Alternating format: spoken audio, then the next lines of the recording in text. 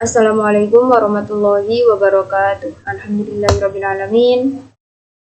Yang terhormat Ibu Ika Winarti MPD selaku dosen pengampu mata kuliah Filsafat Islam dan Filsafat Pendidikan Islam, Program Studi Manajemen Pendidikan Islam tahun ajaran 2026.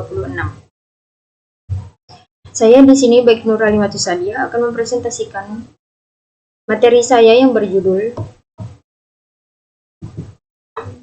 Ruang Lingkup Filsafat Islam dan Filsafat Pendidikan Islam.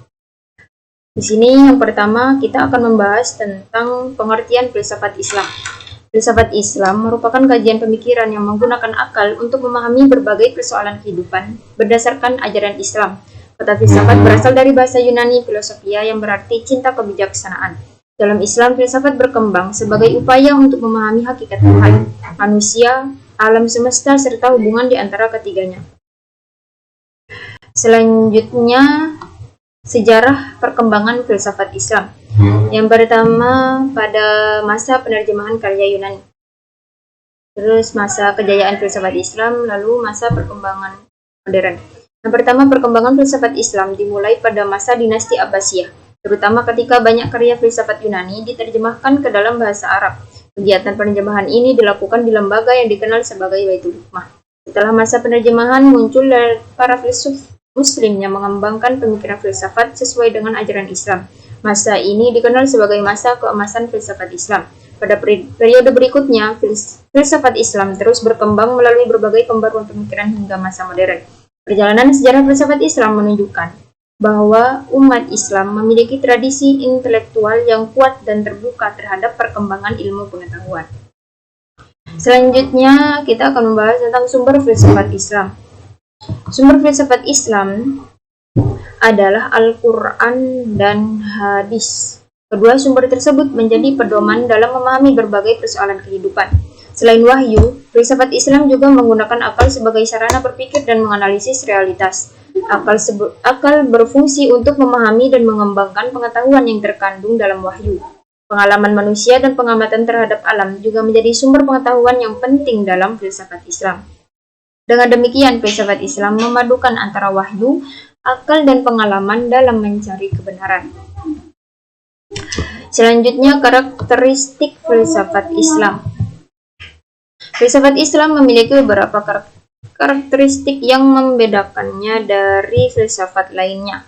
Pertama, filsafat Islam berlandaskan pada tauhid, yaitu keyakinan bahwa Allah adalah sumber segala kebenaran. Yang kedua, filsafat Islam menghargai penggunaan akal sebagai anugerah yang diberikan Allah kepada manusia. Yang ketiga, filsafat Islam bersifat integratif karena memadukan aspek spiritual, moral, dan intelektual. Yang keempat, filsafat Islam berorientasi pada kemaslahatan manusia, baik di dunia maupun di akhirat. Karakteristik tersebut menjadikan filsafat Islam sebagai sistem pemikiran yang seimbang antara kebutuhan jasmani dan rohani.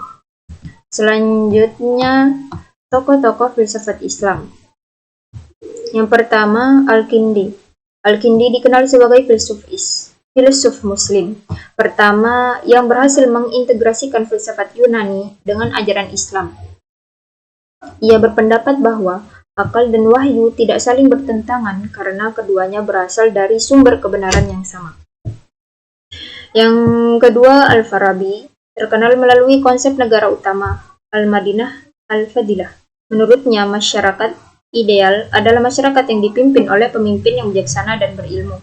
Selanjutnya, Ibnu Sina. Ibnu Sina memberikan kontribusi besar dalam bidang filsafat dan kedokteran.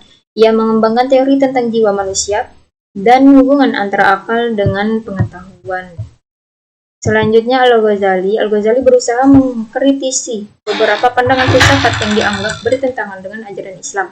Namun demikian, ia tetap mengakui pentingnya penggunaan akal dalam memahami agama. Selanjutnya, pengertian filsafat pendidikan Islam. Filsafat pendidikan Islam adalah kajian yang membahas hakikat pendidikan berdasarkan nilai-nilai Islam. Kajian ini berusaha menjawab pertanyaan mendasar tentang tujuan pendidikan, hakikat manusia, peran guru, kurikulum, dan proses pembelajaran. Filsafat pendidikan Islam menjadi landasan dalam penyelenggaraan pendidikan agar seluruh kegiatan pendidikan sesuai dengan ajaran Islam dan mampu membantu manusia yang beriman, berilmu, serta berakhlak.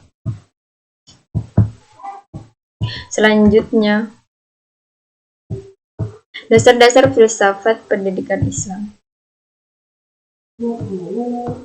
Dasar utama filsafat pendidikan Islam adalah Al-Quran dan hadis. Selain itu, ijtihad para ulama juga menjadi dasar dalam pengembangan konsep pendidikan sesuai dengan perkembangan zaman. Dengan adanya dasar tersebut, pendidikan Islam mampu menjawab berbagai tantangan modern tanpa meninggalkan nilai-nilai agama. Selanjutnya, ontologi filsafat pendidikan Islam.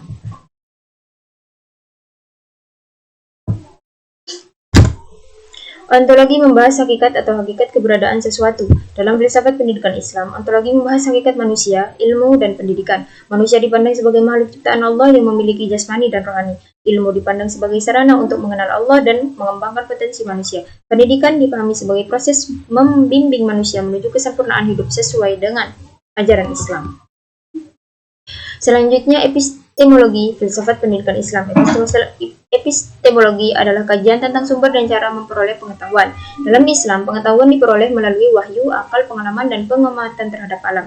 Oleh karena itu, pendidikan Islam tidak hanya mengembangkan kemampuan berpikir rasional, tetapi juga memperkuat keimanan dan ketakwaan peserta didik.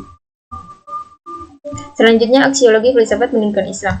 Aksiologi membahas nilai dan manfaat ilmu pengetahuan. Dalam perspektif Islam, ilmu tidak hanya digunakan untuk kepentingan duniawi, tetapi juga untuk mendekatkan diri kepada Allah. Ilmu harus memberikan manfaat bagi diri sendiri, masyarakat, dan lingkungan. Oleh sebab itu, pendidikan Islam selalu menekankan pentingnya akhlak dan tanggung jawab dalam penggunaan ilmu. Selanjutnya, tujuan pendidikan Islam. Tujuan utama pendidikan Islam adalah membentuk insan kamil, yaitu manusia yang berkembang secara utuh, baik aspek spiritual, intelektual, sosial, maupun moral. Pendidikan Islam bertujuan menghasilkan individu yang beriman, bertakwa, berakhlak mulia, memiliki ilmu pengetahuan, serta mampu memberikan manfaat bagi masyarakat. Selanjutnya,